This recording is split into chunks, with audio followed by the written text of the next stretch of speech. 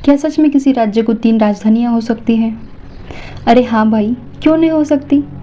किसी राज्य को 1, 2 और 3 राजधानियाँ भी हो सकती हैं। देखिए, प्रेजेंट में अगर हम देखें तो भारत को 28 राज्य और 8 केंद्र शासित प्रदेश हैं जिनकी अपनी अपनी विशेषताएं हैं। भारत के इन राज्यों और केंद्र शासित प्रदेशों के बारे में तो आप जानते ही होंगे, लेकिन क्या आप जानते हैं कि इनमें से कई राज्यों को 2 राजधानियां हैं और एक राज्य तो ऐसा भी है जिसको 3 राजधानियां हैं। सबसे पहले ये समझना बहुत ज़रूरी है कि हम किसी शहर को राजधानी का दर्जा क्यों देते हैं।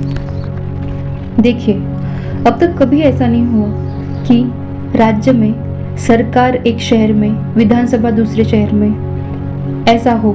आमतौर पर दोनों ही एक ही जगह होता है और उसको राजधानी का दर्जा दिया जाता है।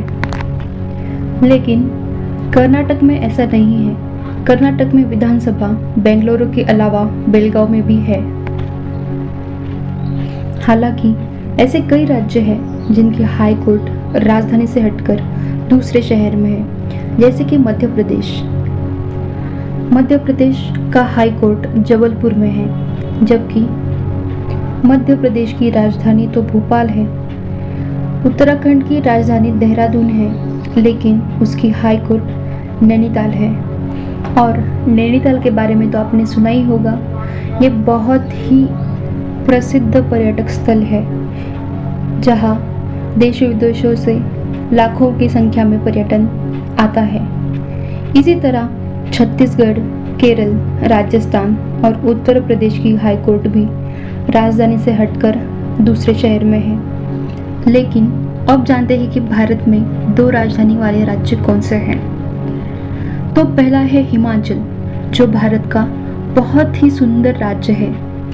वैसे 2 राजधानियां हैं जो मौसम के मुताबिक बदलती रहती हैं। जैसे गर्मी के मौसम में देखा जाए तो शिमला हिमाचल की राजधानी होती है, और मौसम बदलते ही, यानी कि जैसे ही सर्दी पड़ती है और बर्फबारी शुरू होती है, हिमाचल की राजधानी शिमला से बदलकर धर्मशाला कर दी जाती है।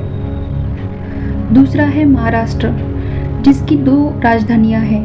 पहली है मुंबई, जो हमारे भारत की आर्थिक राजधानी भी है, जबकि महाराष्ट्र की उपराजधानी है नागपुर, क्योंकि महाराष्ट्र की विधानसभा नागपुर में स्थित है। और क्या आपको पता है कि नागपुर को ऑरेंज सिटी कहा जाता है, और यह शहर भारत का भौगोलिक केंद्र है, और हमारे भारत का जो 0 मील का पत्थर है वो इसी राज्य में स्थित है। तीसरा है उत्तराखंड। वैसे तो उत्तराखंड को हम 2 राजधानी वाला राज्य नहीं कह सकते, क्योंकि उत्तराखंड की राजधानी देहरादून है, लेकिन देहरादून की भौगोलिक स्थिति देखते हुए उत्तराखंड की दूसरी राजधानी का प्रस्ताव दिया था, लेकिन कुछ विवादों के कारण वो प्रस्ताव असफल हो गया। लेकिन क्या आपको लगता है उत्तराखंड की भी 2 राजधानियां होनी चाहिए? और अब जानते हैं कि कौन सा है 3 राजधानियों वाला राज्य।